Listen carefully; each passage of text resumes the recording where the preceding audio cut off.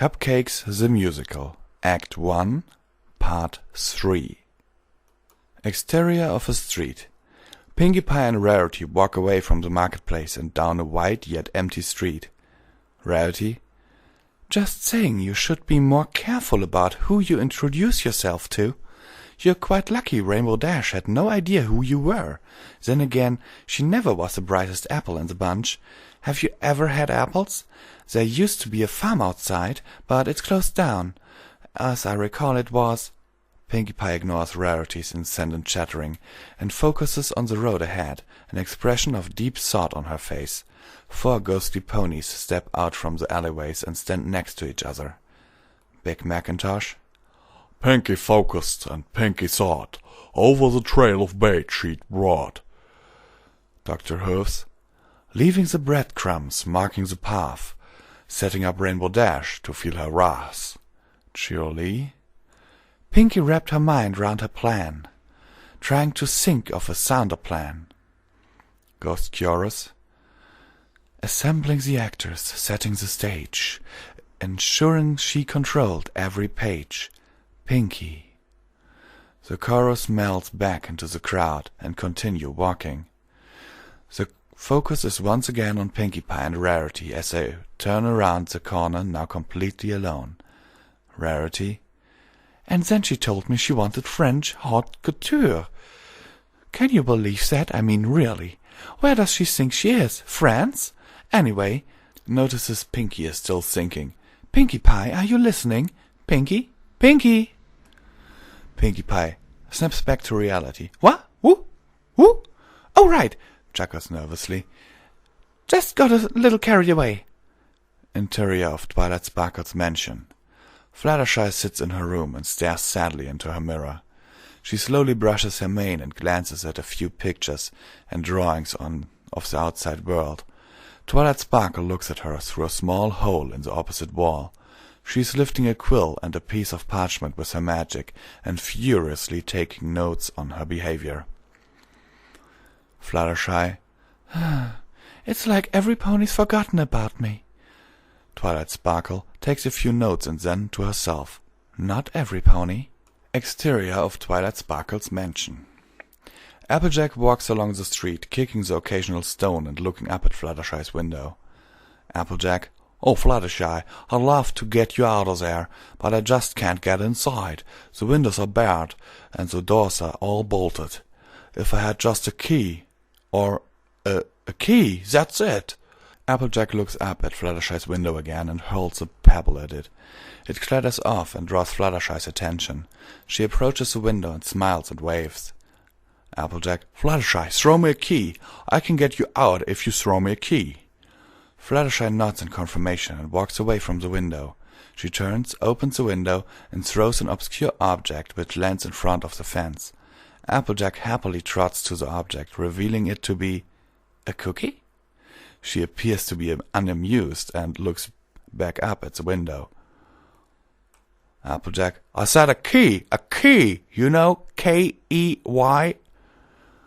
Fluttershy seems to understand Applejack's message and runs back, presumably to retrieve a key. After a short while she doesn't return. Applejack: "Concern it! I thought I was close. Oh well, there's always tomorrow, I guess." Applejack walks down the road to Sweet Street, while Twilight, unseen from below, shouts at a cowering Fluttershy. Interior of Pinkie Pie's sweet shop. Pinkie Pie is at work sharpening her tools as Rarity pulls the cover of an old-fashioned oven. Dust fills the air, and a metallic ring travels up its pipe. Rarity: "Not exactly in the best condition, but it's served me well over the years. Why, I remember just a few winters ago I had to cook my dear sweet Opal, although I have to admit she was rather filling." The rest of the shop appears to be restored, if only slightly drab in some areas. A few streamers hang from the ceiling, and some of the color has rejuvenated the cheery atmosphere. Pinkie Pie slams down her tools and storms over to the window to glare at the town. Pinkie Pie: "Grrr! Where's Rainbow Dash? She told me she wanted cupcakes, but I haven't so much as seen her on Sweet Street. Maybe if I interrogated some pony—" Rarity: I don't think that'll be necessary. Besides, you only saw her just yesterday, and it's still morning. Pinkie Pie grumbles and moves back to her baking station. She shifts around, unsure of what to do. Rarity. Hold your horses, just calm down.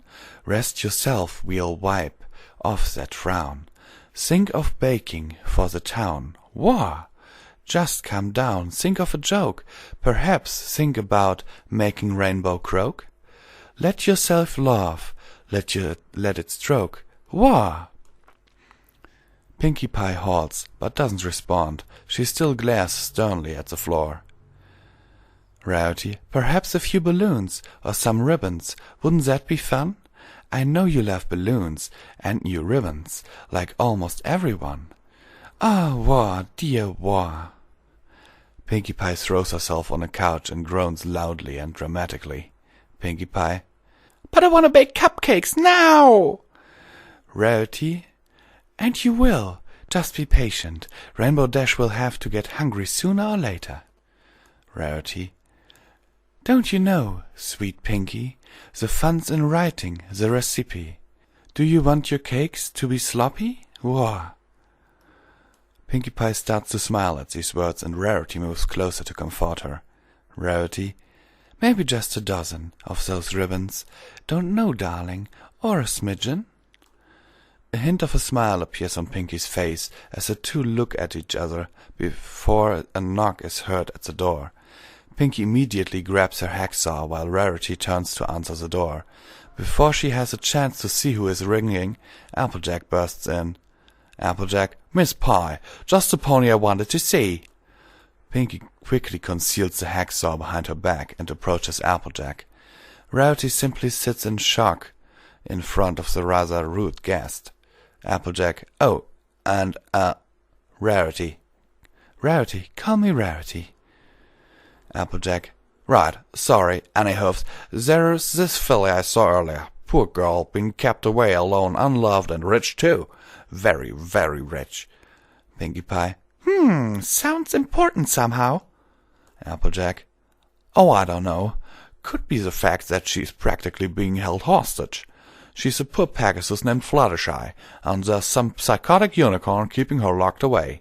Her name's Twilight Sparkle, and in all my years, I've never met any pony as crazy about finding the magic of friendship as her.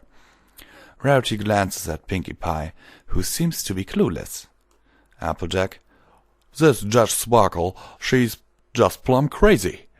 When she leaves to do whatever it is judges do, I'm going to get that poor girl out of there. Well, assuming I get a plan together. Rarity to herself. Well, isn't that convenient? Applejack. Convenient? Rarity. Convenient for you, darling, of course. Applejack. Okay, but listen. Once I break her out of there, we're gonna need some place safe to stay for a few hours. I'll need to find some way to get those claps off her wings. Looks at Pinkie Pie. If you'd just let me stay here for an hour or two, I'll be indebted to you till the day I die. Pinkie Pie. As Rarity is about to speak and without thinking. Okie dokie Loki. Applejack. Golly, didn't expect you to agree so quickly. Thank you so much. Gallops out of the door. Rarity. Pinkie Pie, you do know who she was talking about, right? Pinkie Pie. Duh! I can't believe it's all working out so well. Rarity. Even so, Applejack intends to take Fluttershy to the farthest regions of Equestria. Pinkie Pie chuckles darkly. Who'd ever say I'd let her do that? I've always wanted to try apple-flavored cupcakes. Rarity. I suppose that could work out, so long as that poor little Fluttershy gets into the hooves of someone who can care for her properly. Looks out of the window to see Applejack leave, and sees the great powerful Trixie with Spike in tow. Oh my, Pinkie Pie, we have some visitors. Pinkie Pie runs over to the window. Oh, is it Rainbow Dash? Or maybe gasps, then looks at Rarity. It's a swindler from the marketplace. You watch the baby dragon. I'll have a little chat with our friend, the great and powerful Trixie. Exterior of Pinkie Pie's sweet shop. Rarity rushes down the steps to greet Spike and Trixie. Above the Carousel Boutique sign is the new Pinkie Pie's Capricious Confectionery sign. Trixie. Pardon me, but is Miss Pinkie Pie home? Rarity. Most certainly, although she's rather busy at the moment, much business to attend to. Looks at Spike. Well, would you look at this poor boy? Look like he hasn't had a decent bite in ages. Spike. Actually, I'll eat just about... Rarity shoves her hoof into Spike's mouth. You see, poor dear could use a gem or two. I still have some of my special store. Trixie impatiently. Yes, that's fine, but I simply must see Miss Pie. Trixie ascends the stairs as Rarity leads Spike into the boutique. Rarity, and perhaps you'd like to try on some of my designs? I'm sure you'll look smashing. Spike gulps, and they step inside the door. Interior of Pinkie Pie's sweet shop. Pinkie Pie stands still and waits for Trixie to enter. Trixie steps inside. Trixie, Miss Pie? Pinkie Pie, Miss Great and Powerful Trixie? Trixie, oh please, why don't we just drop the act? It's Trixie, just Trixie. The Great and Powerful Trixie is just my stage name. Now, if you'll excuse me, I'd like my bits back. Pinkie Pie, but I won, fair and square. Trixie, ha, fair? You call entering a competition under false pretense fair? From now on, half your profits will go to me. After all, I do deserve it. Pinkie Pie laughs at the idea and falls to the floor giggling until Trixie adds, Trixie, Mrs. Pinkamena Diana Pie. Pinkie stops giggling and freezes. Interior of Carousel Boutique. Soon after Spike devours a plate of gems, Rarity sets another on the table. Rarity, now then, these are my last sapphires, so try to... Spike swallows the entire plate in one gulp. Rarity, savor it. No matter. At least you're eating. Why, I remember this tennis-playing pony who always worked up an appetite quite like yours. And he did have the most interesting moustache. Spike, to tell the truth, ma'am, takes off his moustache and sets it on the table. It does get awful itchy. Interior of Pinkie Pie's sweet shop. Trixie is pacing back and forth, looking about the shop as the helpless Pinkie watches. Trixie, yes, perhaps a picture of me over here, some of my clothes over here. Yes, I remember this place well. After all, you did hire me for a short while to perform such menial tasks as dusting and sweeping. In fact, you never once let me so much as touch your baking tools, Pinkamena Diane Pie. Smiles cruelly at Pinkie. Honestly, I don't know how you had no idea it was me. I only put 4 words in my front name for Celestia's sake. No matter, though. Turns around to face the kitchen. Unless you'd like me to fetch my good friend, Rainbow Dash, I think you're out of options. How about that, Mrs. Pinkie As Trixie turns around again, a frying pan flies towards her face and smashes against her cheek. Dazed and confused, she barely manages to stand. Pinkie pulls the frying pan back and swings against the other side of her face, sending blood and teeth flying and knocking her out cold. Interior of the Carousel Boutique. Rarity hears the sums from above and creates more noise as she searches the closet for clothes for Spike to try. Rarity, oh goodness me, what a mess it can be back here. Organized chaos, I like to call it, returns from the closet with a cheaply made frilly suit. I'm sure this will be an excellent fit for you. Spike, scared, oh boy. Rarity struggles to fit the suit onto Spike as she continues speaking. Rarity, so tell me, groans, how did you end up with such an unkind, groans, mare? Spike, if you really want to know, I fell out of a window at Princess Celestia's School for Gifted Unicorns, if you can believe it.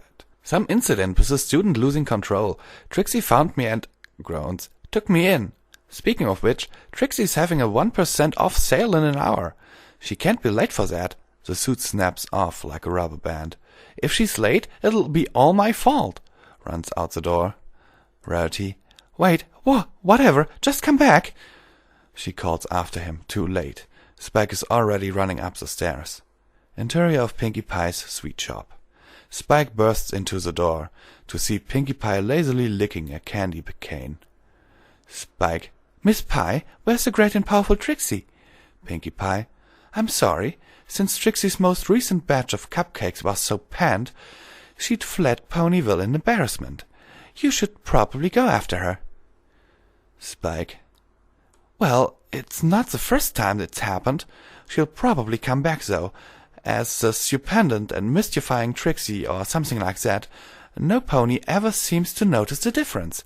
I should just have to wait for her. Spike sits down in a chair next to the icebox, from which Trixie's hoof is protruding. He doesn't seem to notice, but the sight is making Pinkie Pie nervous. Pinkie Pie. Well, while you're here, don't you think Miss Rarity has some more gems for you? Spike. I'm not sure, but she's quite a looker if you ask me. Trixie's hoof twitches. Spike doesn't notice, but Pinkie Pie starts to sweat. Pinkie Pie.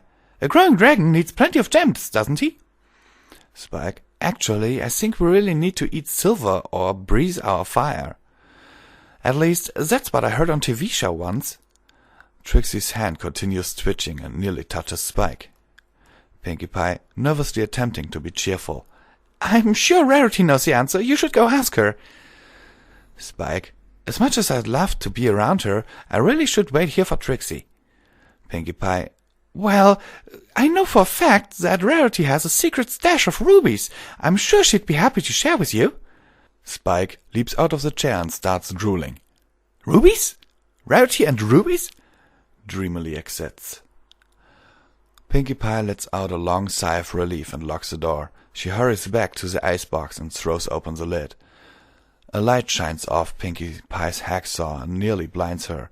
She looks from Trixie, who is slowly regaining consciousness, and the hacksaw, realizing this is a point of no return. In a daze she picks it up and pulls up Trixie. She snaps awake just as Pinkie furiously slashes across Trixie's throat, scattering blood across the icebox.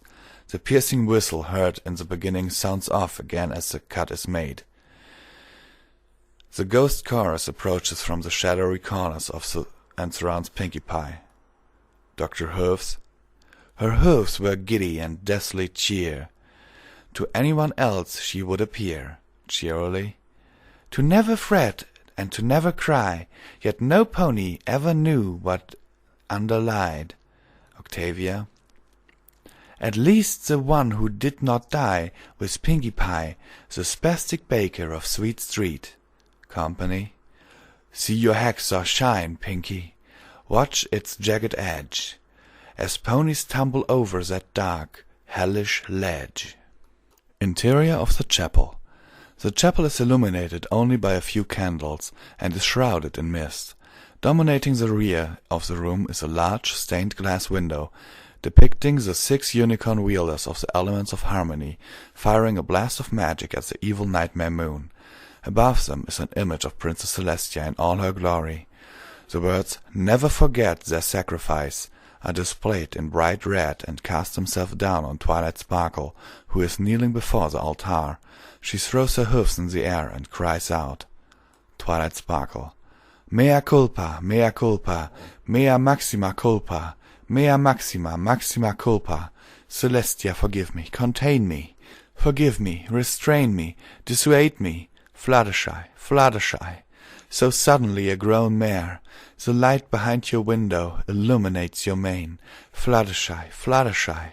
The sun reflects off your... No. Celestia, deliver me, deliver me. Down, down, down.